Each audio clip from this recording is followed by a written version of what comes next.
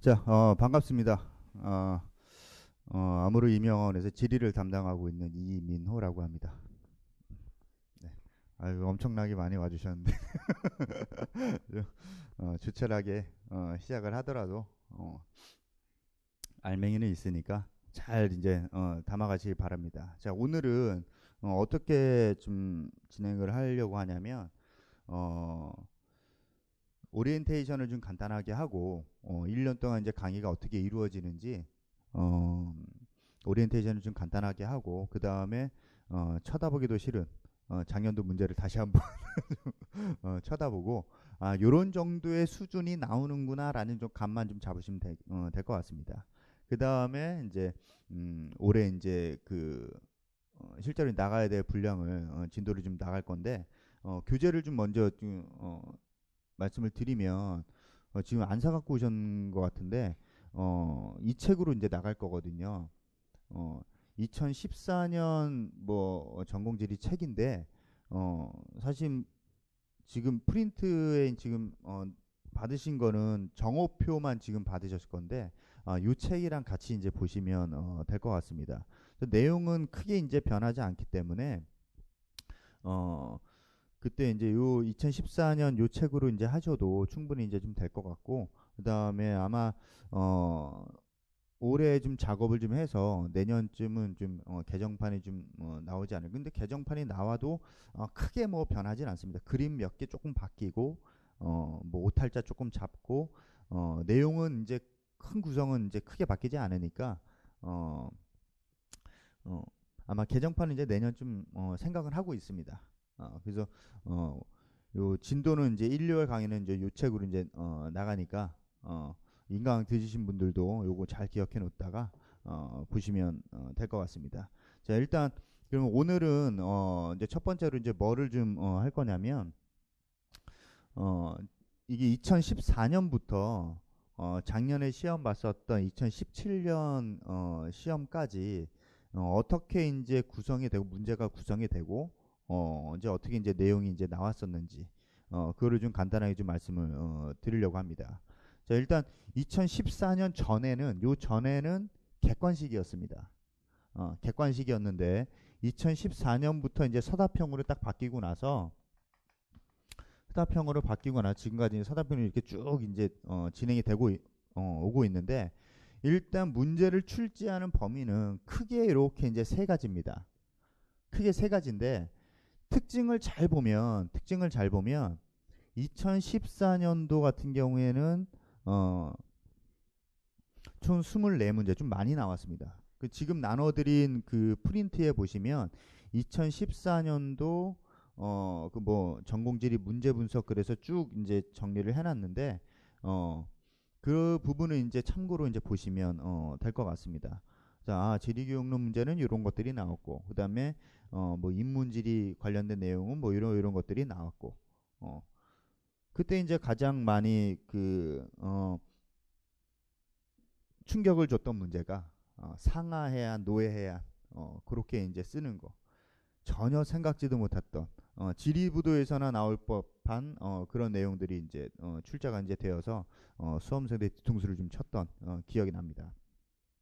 자, 아무튼 이제 지리교육론, 인문지리, 자연지리 이렇게 크게 세 개 파트에서 출제가 되는데 지금까지 쭉 보면 자연지리 파트보다 인문지리 파트가 조금 더 우세합니다. 우세합니다. 그러니까 내가 공부를 할 때 여기에 초점을 둬서 공부를 해야 되는지 아니면 여기에 초점을 둬서 공부를 해야 되는지 지금부터 잡고 가셔야 됩니다. 그걸 안 잡고 가면 인문지리, 자연지리 공부를 할 때 똑같은 비중으로 하시다 보면 나중에 분명히 탈이 납니다. 분명히 탈이 납니다. 그리고 7, 8월 달에 문제풀이 그 강의할 때는 어떻게 이제 할 거냐면 이런 내용들을 주제별로 다 뽑아서 갈 겁니다. 그렇게 하면 뭐가 이제 보이냐면 자연지리 파트는 나오는 게 계속 나오는구나라는 게 보입니다. 자연지리 파트는 전혀 생뚱맞게 안 나옵니다. 절대로. 왜냐하면 얘는 변하지 않기 때문에. 상대적으로 얘는 그 이론들이 많이 새로운 게 많이 나오고 빨리빨리 변하기 때문에 얘는 조금 이제 그때그때 보셔야 되는데 얘는 거의 안 변합니다. 주제 자체가. 그러니까 지금 1, 2월 달은 그거를 준비하는 때가 아니라 전체적으로 이제 어떻게 이제 흘러가고 있는 그 흐름을 조금 이제 보셔야 되니까. 그래서 2014년부터 2017년까지 보면 자연지리보다는 인문지리의 비중이 다 높았구나. 그런데 2016년부터는 문제수가 동일하게, 그 다음에 지리교육론, 인문지리, 자연지리 문제수도 동일하게 거의 이제 맞춰지는 것 같습니다. 그 전에는 문제를 이제 이렇게 내봤다가 이렇게 내니까 그 합격되는 그 점수대를 이렇게 딱 이제 맞춰놓을 수 있었는데, 그 다음에 이렇게 맞춰보니까 그게 이제 조금 이제 달라지고 너무 이제 쉬웠다 어려웠다 이제 그런 그 난이도를 좀 맞추다 보니까 2015년도에는 살짝 이제 좀 문제수가 좀 줄어들었습니다. 그러다가 2016년도부터는 출제하시는 분들이 정신을 좀 많이 차린 것 같습니다. 그래서 이제는 문제가 조금 정제돼서 나온다는 느낌이 좀 많이 들었고, 그래서 기출 문제를 공부하실 때는 얘네들은 2014년도 거부터 문제를 하나하나 다 풀어보지 마시고 어떤 주제가 나왔는지 정도 파악을 좀 해놓으시면 될 것 같고, 그 다음에 문제 유형은 2016년도, 17년도 얘네들을 좀 파악을 해놓으시면 될 것 같습니다. 그러니까 전체적으로 지리교육론, 인문지리, 자연지리 이렇게 출제가 되는데 2016년도, 17년도 같은 경우에는 이제 어느 정도 이렇게 정제가 됐구나. 그래서 올해도 이렇게 나올 가능성이 높다. 그리고 지금까지 서답형이 실시되고 난 다음에 지리교육론 문제를 보면 6문제였다가 4문제로 다소 줄어들었습니다. 대신 뭐가 늘어났냐면 인문지리 파트가 늘어났습니다. 10문제, 11문제, 10문제, 12문제 정도로 이제 다소 이제 늘어났었고, 그 다음에 자연지리 파트도 어느 정도 좀 줄어든 그런 상태인 것 같고, 그래서 내가 이제 공부를 할 때는 뭐에 초점을 둬서 이제 공부를 하셔야 된다? 인문지리에 초점을 둬서 공부를 하셔야 된다. 그러면 인문지리라고 이제 그러면 되게 분야가 이제 넓으니까 가장 기본적으로 봐야 될 책들 몇 개만 좀 알려드리면, 일단 이 인문지리와 관련된 이런 부분도 이제 공부를 하실 때, 뭐를 좀 이제 보셔야 되냐면, 일단 가장 기본적인 거 경제지리학. 얘는 최신판 보셔야 됩니다.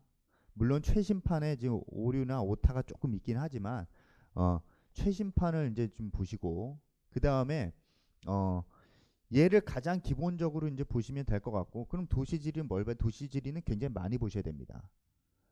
그리고 정치지리는 뭘 봐야 되나? 정치지리학 책 그거 하나 보시면 됩니다. 우리가 알고 있는 거 임덕순 교수님 책. 그 다음에 등등등 여러 가지 책이 있지만 그런 책들은 이런 것들을 다 이제 보신 다음에 최근 발행된 책들을 위주로 보시는 겁니다. 그러니까 도시지리학 책도 우리가 알고 있는 예전 도시지리학 책들이 있고, 그 다음에 최근의 도시지리학 책도 있는데, 도시지리학 책 중에 작년에 2016년에 새로 나온 책이 있습니다. 그러니까 이 책을 보셔야 됩니다. 물론 요것만 보시면 안 되고 그 외에 뭐 도시 해석, 뭐 공간 구조론, 등등등 여러 가지 책들이 있지만 기본적으로 가장 최근에 나온 책을 보셔야 된다. 그래서 나머지는 그때 좀 알려드리겠습니다. 가장 중요한 건 요 경제지리학 이 책은 이제 꼭 이제 보셔야 된다. 라는 거고, 그 다음에 자연지리 같은 경우에는 다소 비중이 이렇게 이제 줄어들고 있는데, 가장 기본적으로 보셔야 될 건 지형학 책이랑 기후학 책, 그 두 개는 가장 기본적으로 보셔야 됩니다. 그 두 개만 보셔도 크게 이제 어렵지 않을 것 같고, 난 그 두 개 말고 더 이제 봐야 되겠다 싶으면 한국의 자연지리, 그 다음에 한국의 지형, 이 정도 이제 책 정도 이제 보시면 될 것 같습니다. 가장 기본적인 책은 지형학, 그 다음에 기후학. 물론 이것도 가장 최근에 발행된 책을 보셔야 됩니다. 최근에 발행된 책. 그 다음에 뭐 한국의 자연지리. 그 다음에 한국의 지형. 얘네들은 이제 참고로 이제 더 이제 보시면 될 것 같고, 일단 가장 기본적으로 요런 책들이 이제 중요하니까 그런 것들이 이제 위주로 최신에 나온 책들 위주로 보자라. 그러면 이 책이 우리가 공부할 때 이 책이 새로 나왔나 안 나왔나 이렇게 막 매번 찾아볼 수는 없지 않습니까? 그러니까 매번 찾아볼 수는 없으니까 요거는 제가 그 나올 때마다 제가 이제 알려드릴 겁니다. 보통 언제 많이 이제 나오냐면 여름쯤에 그 대한지리학회 그 홈페이지에 보면 학회지 학회보 이렇게 나와 있는데 그 학회보에 보시면 새로 나온 책들이 있으면 항상 거기에 다 들어가 있습니다. 그러니까 나중에 이제 혹시나 이제 그 시간 나실 때 그 부분을 찾아서 보시면 이 책 새로 나왔네. 그 중에서도 봐야 될 것들이 좀 있습니다. 가장 최근에 이 지리교육론 책 중에 지리교육학 그 조철기 교수님 지리교육학 책 그 두꺼운 거고 이제 그 책이 딱 나오고 나서 지리교육학 책은 지리교육론 문제는 다 여기서 나옵니다. 그러니까 이 책이 발간되고 난 다음에는 이 책에서만 다 나온다고 보시면 됩니다. 만약에 그걸 뛰어넘는 지리교육학 책이 따로 또 나왔다. 그러면 이제는 그걸로 이제 넘어가는 겁니다. 근데 아직까지는 조철기 교수님 요 지리교육학 책이 아직까지는 좀 바이블인 것 같습니다. 지리교육론 같은 경우에는 요 책으로 이제 대비를 하시면 되고, 인문지리 같은 경우에는 경제지리학 책. 요게 가장 기본서입니다. 가장 기본서고 이 안에 들어가 있는 여러 가지 이제 내용들은 그때 이제 제가 이제 책을 좀 말씀드릴 거고, 자연지리 같은 경우에는 요 정도 책만 보셔도 충분하지 않나. 그렇게 이제 생각이 들고, 좀 암울하지만 모집 인원도 보시면 61명, 62명, 52명, 60명, 50명 사이가 계속해서 이제 14년부터 17년까지 이렇게 이제 뽑았는데 이 숫자는 앞으로 더 줄어들 수도 있습니다. 줄어들 가능성이 더 높습니다. 현재 상태로 봐서는. 물론 한 3, 4월, 5월 이때쯤에 가티오가 나오긴 하는데 그 가티오보다는 지금까지는 항상 많이 나왔습니다. 얘는 이제 실제로 모집했었던 그런 인원들이니까 가티오보다는 많이 나왔었는데 앞으로 뭐 2018년, 19년 이렇게 가면 갈수록 모집 인원은 줄어들 가능성이 높다. 왜냐하면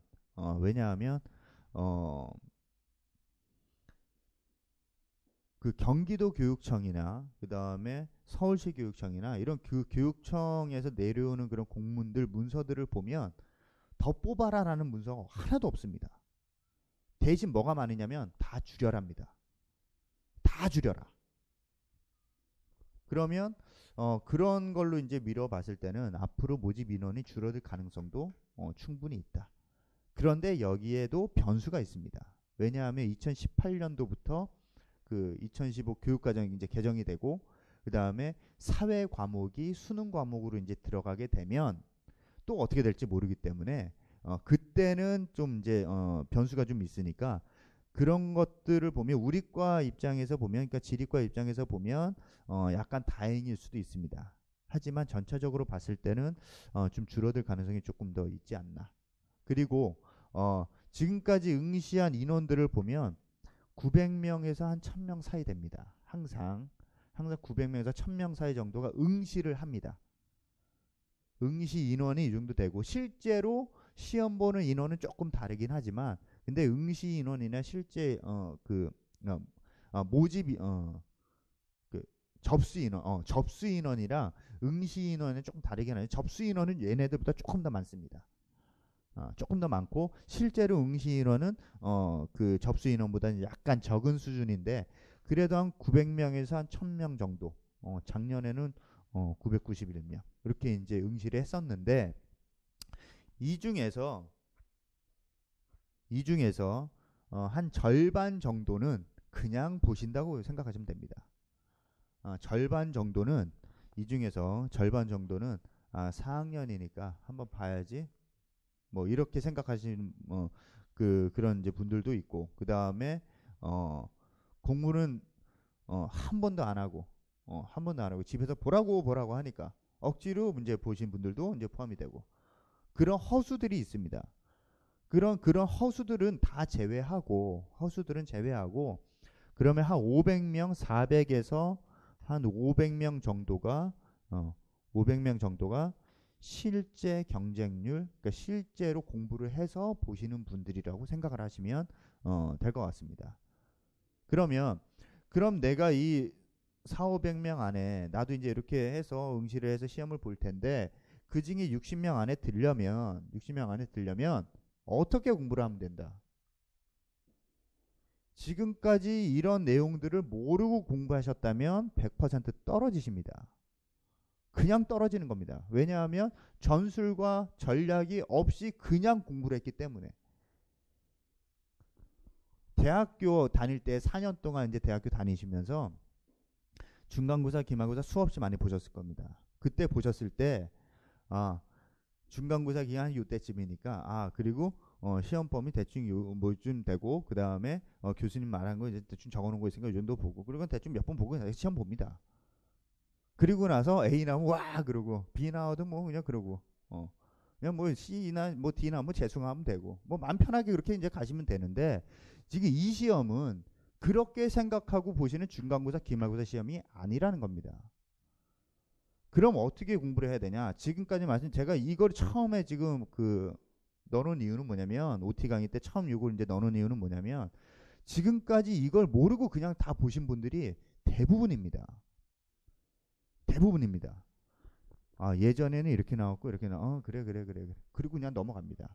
근데 이 표를 보면서 내가 공부를 올해는 어떻게 해야 되는지, 뭐에 초점을 둬서 공부를 해야 되는지, 그럼 내가 이 4, 500명 안에 들어가기 위해서는 그리고 그 60명 안에 들어가기 위해서는 내가 어떻게 공부를 해야 되는지 전략과 전술을 짜셔야 된다는 겁니다.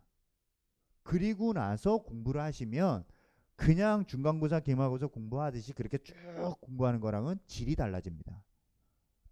보는 것도 달라지고 그 다음에 시야도 넓어지고 그렇게 가면서 그렇게 1년을 보내면 12월 초에 시험을 이제 잘 볼 수 있는 그런 이제 계기나 기회가 만들어지는데 그런 거 없이 그냥 공부를 하셨다면 큰일 납니다. 내년에 저를 또 봅니다. 저를 보시면 한 번 보고 끝내야지 계속 보면 큰일 납니다. 지금까지 저를 2번 이상 보신 분들이 없습니다. 다 1년만 보고 다 끝이었습니다. 뭐 대충 알아들으셨을 거라고 생각이 들고.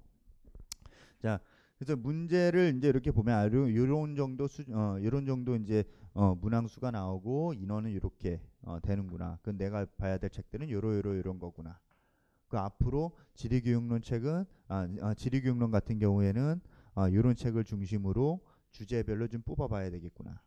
그 다음에 인문지리 마찬가지.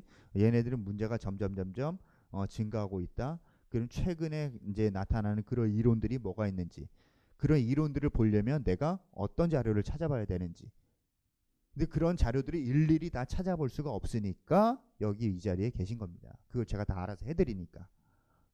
그 다음에 자연지리 같은 경우에 점점 비중이 줄고 있다. 그런데 이게 거의 지금 맞춰질 가능성이 높다. 근데 이거는 자연지리하고 인문지리 요 내용은 고등학교 교과 과정이랑 거의 비슷합니다. 왜 그러냐면 고등학교 교과 과정을 보면 6월 평가원 시험도 있고 그 다음에 9월 평가원 시험 끝나고 그 다음에 수능을 보지 않습니까? 얘네들 같은 경우에는 인문지리하고 자연지리하고 비중을 보면 얘는 많이 나와야 6문제에서 7문제 정도. 그 다음에 얘는 한 12문제에서 13문제 정도. 뭐 14문제 정도까지. 뭐 이 정도까지 이제 계속 나옵니다. 그러면 얘네들도 자연지리보다는 인문지리에 훨씬 더 비중이 높습니다. 그게 그대로 여기에 반영되고 있는 겁니다. 근데 고등학교 과정에서는 얘를 이렇게 많이 내는데 우리가 보는 임용시험에서는 자연지리 파트가 많이 나와. 그거는 트렌드를 못 읽고 있는 겁니다. 그렇게 문제가 나온다는 거는 출제위원들이 트렌드를 못 읽고 있는 겁니다. 그렇기 때문에 얘네들이 문제수가 어떻게 되는지 그 비중도 살펴봐야 얘네들까지 예측이 가능하다. 가능하다. 단순히 지금까지 출제된 문제를 보고 이렇게 말씀을 드리는 게 아니라 얘네들이 이렇게 이제 비중이 인문지리의 비중이 좀 높아졌다.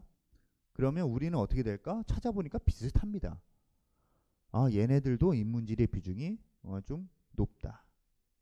그래서 전체적으로 봤을 때는 자연지리하고 인문지리하고 인문지리의 비중이 좀 높다.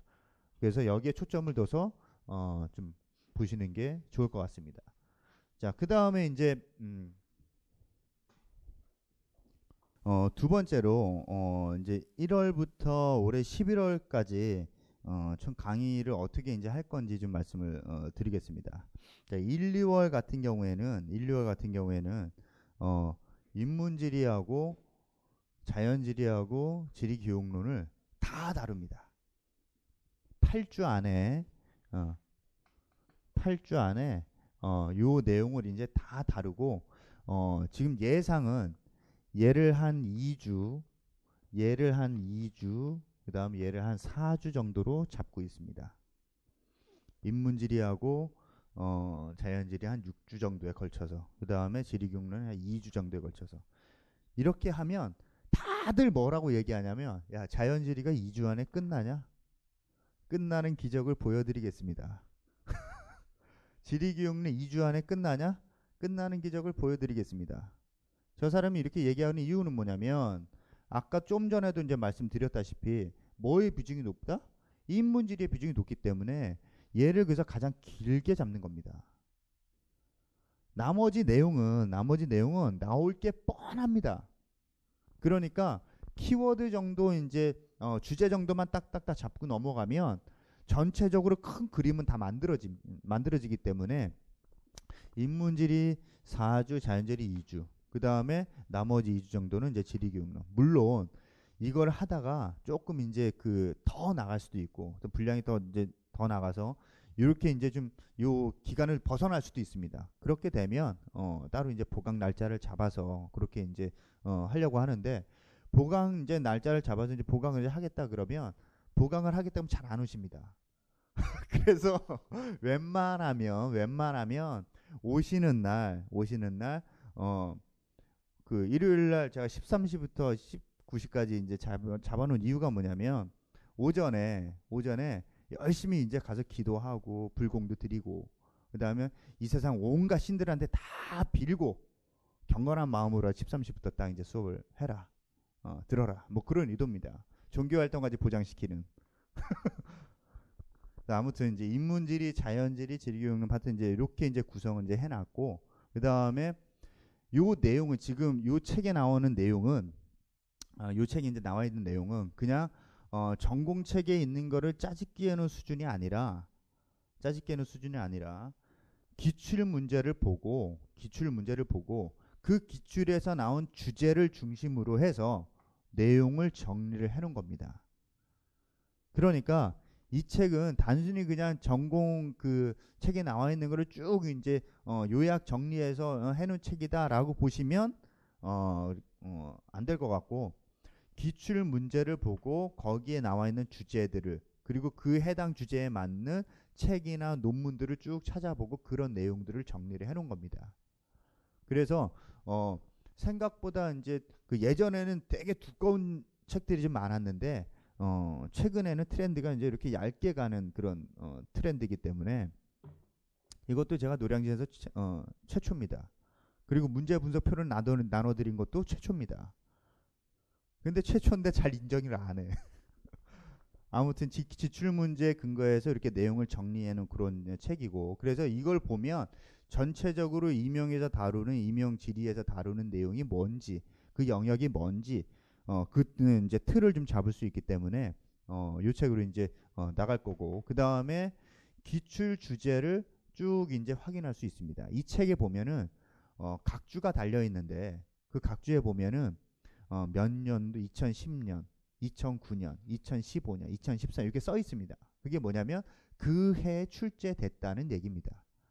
책에 보시면 그런 것도 이제 나와 있으니까, 그래서 그걸 보면 아, 요때 요런 것들이 나왔었구나. 그래서 거의 페이지마다 그런 것들이 이제 좀 많이 들어가 있습니다. 거의 페이지마다. 그 다음에 그래서 이렇게 이제 1, 2월 달 같은 경우에는 내용 정리 위주로 이제 이렇게 가고, 그 다음에 큰 줄기를 이제 파악을 하는 걸 목적으로 하고 있습니다. 그 다음에 이렇게 이제 내용 정리만 하면, 이렇게 이제 내용 정리만 하면 최근의 트렌드를 잘 못 읽을 수 있기 때문에 이 내용과 관련된 논문을 제공을 이제 해드릴 겁니다. 내용과 관련된 논문을 제공해 드릴 건데, 이 논문은 3, 4월 달, 5, 6월 달, 7, 8월 달 앞으로 계속 11월 달까지 강의가 이루어진 그날까지 계속 논문이 제공됩니다.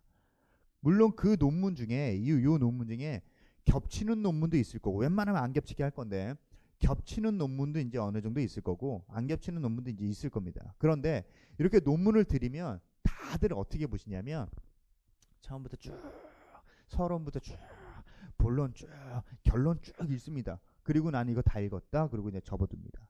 그렇게 되면 이거 논문이 읽은 게 아니라 본 겁니다. 그건 읽은 게 아니라 본 겁니다. 논문은 읽으셔야 됩니다. 이해되십니까? 무슨 말인지? 논문은 보시는 게 아니라 읽으셔야 되는 겁니다. 그런데 그럼 나는 주로 뭐를 가지고 읽을 거냐?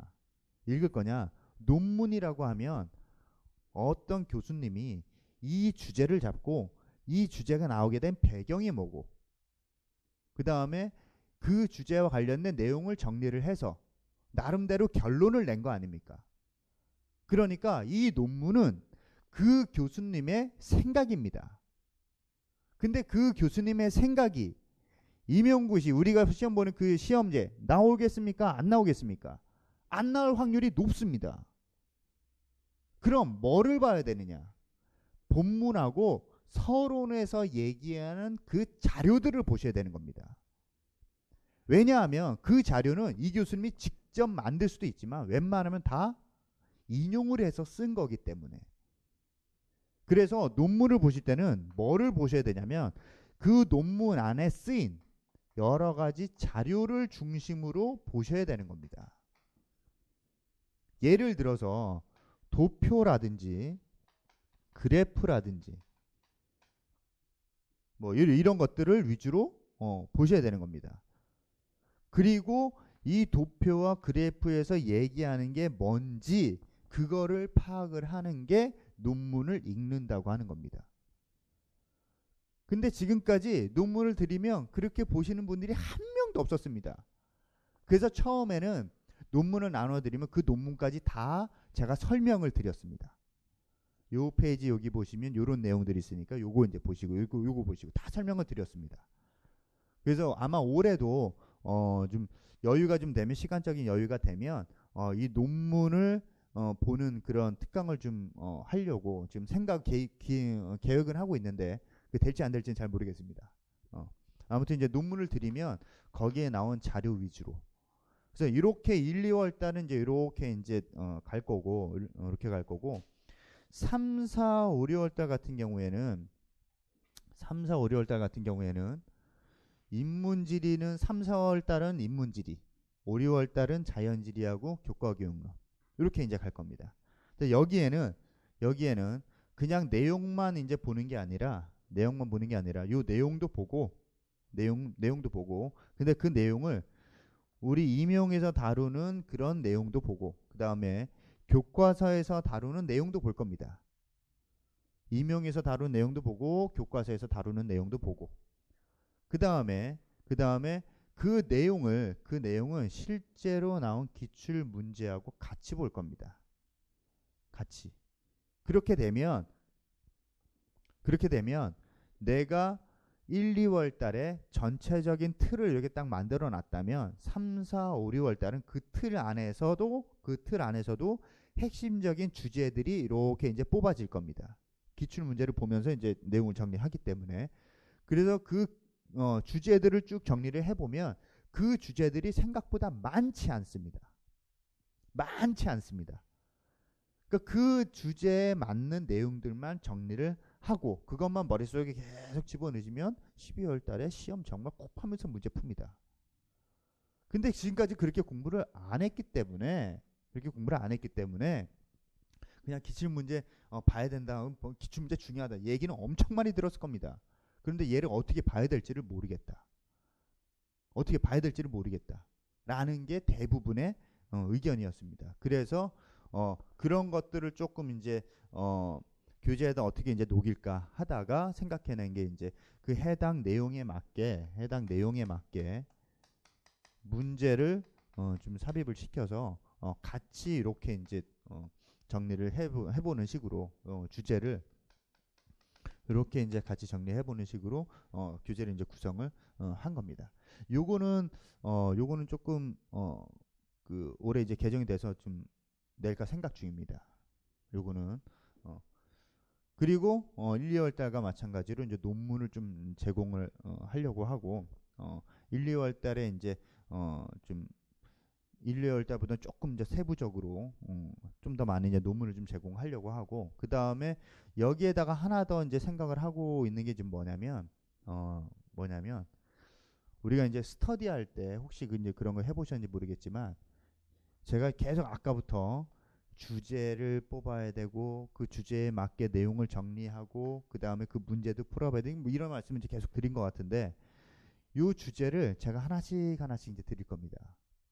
그러면은 백지에다가 그 주제에 맞는 내용을 쭉 정리를 하는 혹시 인출 스터디라고 이제 해보셨는지 그걸 이제 하려고 합니다.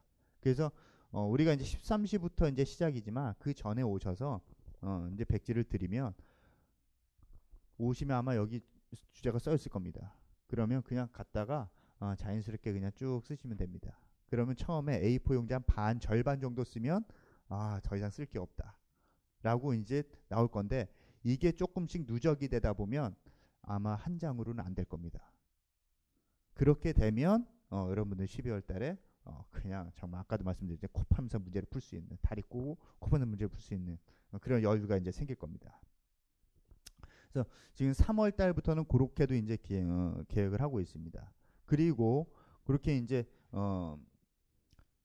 주제를 이제 제공을 해서 직접 이제 백지에다 써보는 그런 연습을 할 거고 그 다음에 그거를 그냥 써보고 끝나면 나한테 전혀 도움이 안 됩니다. 이게 자극이 되려면 어떻게 하면 좋으냐면 그걸 쭉 모아다가 제일 잘 된 거를 복사를 할 겁니다. 그리고 그거를 여기도 뿌리고 인터넷에도 뿌릴 겁니다. 인강에도. 그러면 야 나는 요거밖에 못 썼는데 야 뭐 이런 게 좀 이해해 주시고 저 새끼는 이만큼이나 썼네? 그러면 이제 왠지 모를 이제 자극도 되고 짜증도 나면서 자극도 되고 더 열심히 해야 되겠다. 난 동기부여도 되고. 그래서 3월 달부터는 그렇게 지금 할까. 그런데 지금 1, 2월 달부터 지금 그렇게 처음에는 그렇게 생각을 했었는데 1, 2월 달에는 그렇게 하다 보면 좀 처음부터 너무 빨리 달리면 조금 힘들어할 것 같아서 1, 2월 달에는 어느 정도 이제 왁구를 좀 틀을 좀 잡아놓는다고 이제 보시고 3월 달부터 본격적으로 이제 달리는. 그래서 요 주제를 가지고 그렇게 이제 적어보고 그걸 이제 서로 비교해보고 그렇게 이제 하다 보면 서로 이제 모르시는 분들이니까 정말 자극이 이제 될 겁니다. 잘된 것만 이제 보여줄 거니까 잘된 것만 보여줄 거니까 아무튼 이제 3월, 4월, 5, 6월 달에는 이제 그렇게 이제 진행을 이제 할 거고 요런 과정이 끝나면 머릿속에 뭐가 지금 딱 남아 있냐면 그래 임용 시험은 요런 주제들은 요런 게 나올 것 같고 요런 주제들은 이런 게 나올 것 같아. 막연하게 머릿속에 정리를 해 놓은 것들을 7, 8월 달에는 이렇게 정리를 할 겁니다. 주제 중심으로 문제를 이제 문제를 구성을 해서 실제로 문제를 풀게 할 겁니다. 그러니까 예를 들어서 뭐 이런 겁니다. 농업 입지론 그러면 그 그 전제 조건과 관련된 문제 쭉, 그다음에 수정 모형과 관련된 문제 쭉, 뭐 이런 식으로 이제 뽑아서, 물론 농업 입지는 그게 답니다. 그 두 개 결합돼서 나오는 게 다기 때문에 예를 들어서 말씀드린 거고, 주제별로 문제를 따로따로 다 구성을 할 겁니다. 그건 이제 미리 다 이제 말씀을 드릴 거고, 그러니까 수업 이렇게 강의 시작되기 전에 미리 다 이제 말씀을 드릴 거고, 그래서 이거를 7, 8월 달 이제 두 달이 지나면 이제는 머릿속에 뭐가 딱 남아 있냐면, 아 그래 경제지리 그러면 머릿속에 딱딱딱 정리가 됩니다.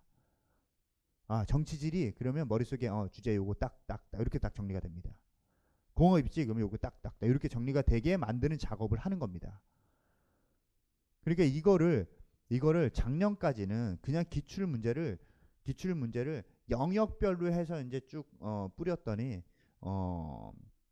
영역별로 해서 쭉 뿌렸더니 머릿속에 정리는 되는데 이게 확실하게 정리가 잘 되지 않는다라는 의견들이 좀 있었습니다. 그래서 올해는 주제 중심으로 영역별로 가는 게 아니라 주제별로 그렇게 이제 문제를 재구성해서 그렇게 갈 거고, 그거를 실제로 문제를 풀어보고, 기출 문제니까 어렵지 않게 다 이제 푸실 겁니다. 그런데 생각보다 잘 안 써집니다. 생각보다. 뭐 아무튼 이제 그렇게 해서 7, 8월 달 볼 거고, 마찬가지 논문도 1, 2월, 3, 4, 5, 6월 달 했던 것처럼 쭉 이제 갈 거고, 그 다음에 9, 10, 11월 달 같은 경우에는 한꺼번에 가는 게 아니라, 이것도 한꺼번에 갈까 아니면 9월하고 10월 그 다음에 11월 따로따로 갈까 지금 생각 중인데, 작년까지는 따로따로 갔습니다. 따로따로 갔는데 올해는 어떻게 될지 이제 아직까지 좀 결정을 확실하게 이제 못했고, 다시 이거는 실제로 문제를 모의고사 문제인데 100% 제가 만든 문제입니다. 100% 제가 만든 문제인데, 그 문제 출처가 어디냐면 아까 처음에 여기 써드렸던 전공책입니다. 그 전공책에서만 문제를 다 따옵니다. 그 전공책에서만. 그래서 조금 세부적인 것까지 그렇게 이제 그렇게 문제를 좀 만들어서 다 이제 풀려고 합니다. 그렇게 되면 그래서 요 3개월 정도가 지나면 어떤 효과가 있냐면, 내가 전공책을 안 봐도 전공책을 본 것 같은 느낌, 그런 느낌이 이제 들 겁니다. 전공책을 처음부터 끝까지 안 봤는데도 왠지 처음부터 끝까지 다 본 느낌이 이제 들 겁니다. 그래서 그런 것들을 좀 목표를 좀 삼고 있고, 그 다음에 이때는 아까 처음에도 말씀드렸지만 그 최근에 나온 책들, 전공 책들을 위주로 해서 그 책들 안에서 문제를 이렇게 좀 뽑아낼 겁니다. 물론 기존에 나온 책들도 이제 뽑을 거고, 새로 이제 출간된 그런 책이 있다면 그 책 안에서도 문제를 이렇게 좀 뽑아낼 겁니다.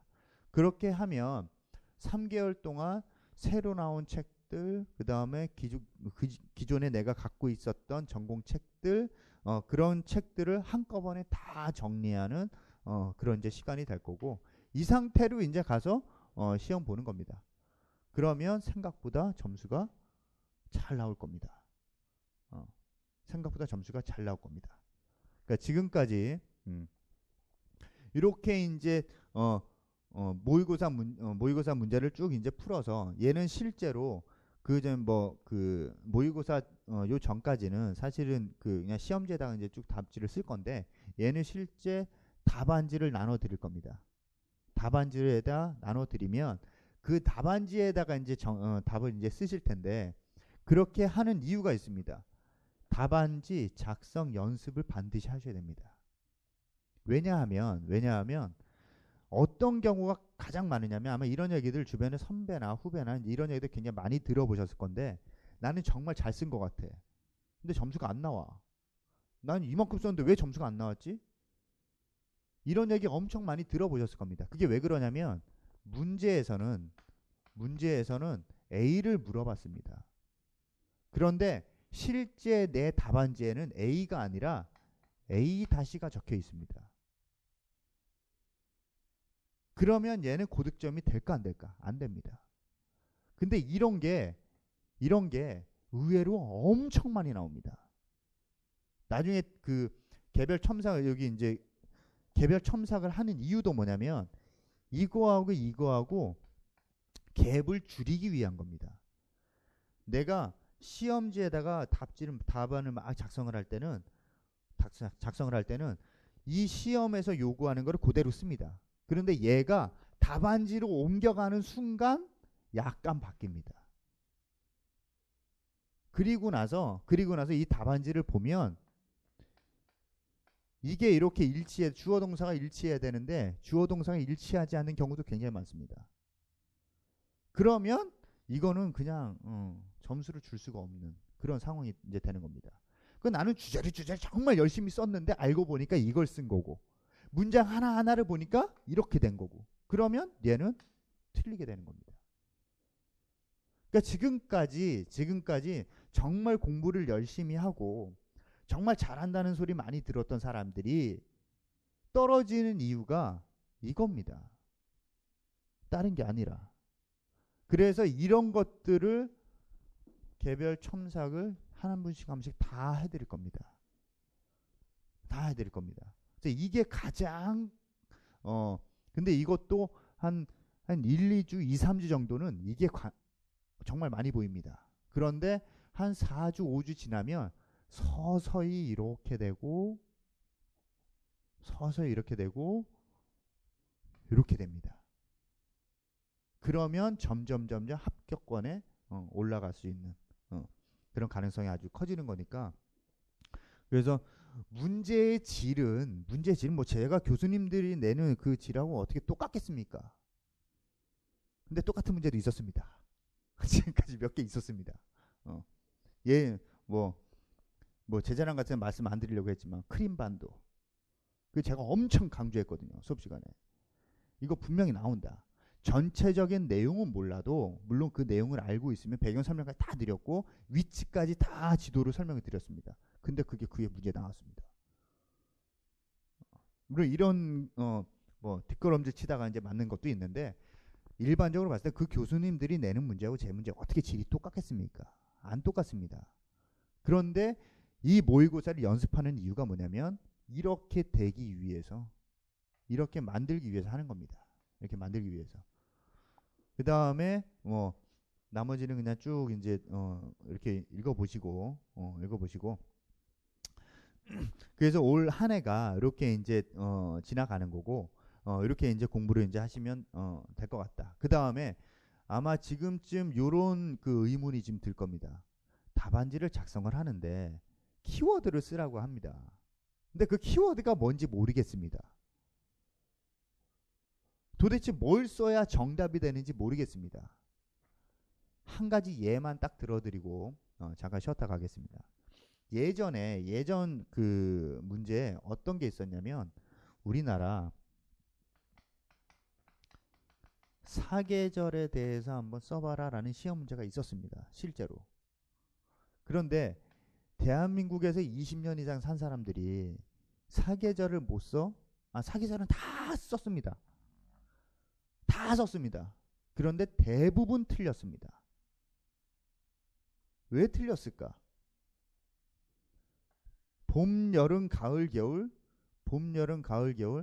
이거를 사계절에 대한 뭐 특성을 써봐라 뭐 특징을 써봐라 그렇게 이제 문제가 나온 걸로 기억이 되는데 그 문제의 정답률이 엄청 낮았습니다. 왜 낮았냐면 봄에는 꽃이 피고 날씨가 뭐 좋고 여름에는 해가 쨍쨍하고 뭐 해수욕장하고 이딴 식으로 다 쓴 겁니다. 근데 그걸 요구하는 게 아니라 얘는 뭘 요구하는 거? 우리나라 기온, 강수, 바람. 기후의 3요소를 가지고 써라라는 의미입니다. 그러니까 그 답안지에 이런 내용들이 안 들어가 있으면 다 오답 처리가 된 겁니다. 그러니까 얘네들이 단순하게 이제 그냥 사계절을 써봐라라는 문제가 아니라 그 안에 기온, 강수, 바람 이렇게 3요소를 가지고 이 사계절을 써봐라라는 뜻으로 해석을 하셔야 됩니다. 그러면 이런 걸 어떻게 알 수 있냐? 어떻게 알 수 있냐? 교재나 고등학교 그 교과서나 그다음에 우리가 배우는 그 뭐 기후학 파트에서나 다 어떻게 정리돼 있다? 이렇게 정리돼 있습니다. 이렇게 정리돼 있습니다. 그러니까 그 책들을 보면서 얘네들이 이렇게 이제 좀 그 각을 잡고 들어가셔야지 그냥 쓰라는 게 아닙니다. 근데 지금은 이런 것들이 이렇게 이제 나오기도 하지만 지금은 이 키워드를 뭘로 잡으셔야 되냐면 전공 서적에 나오는 용어로 잡으셔야 됩니다. 전공 서적에 나오는 그 전공책에 나오는 용어, 그 용어를 어떻게 다 이제 그 다 잡겠습니까? 가장 쉬운 방법은 뭐냐면 전공책마다 뭐가 있냐면 맨 뒤에 뭐가 있습니까? 용어 정리 색인이 있습니다.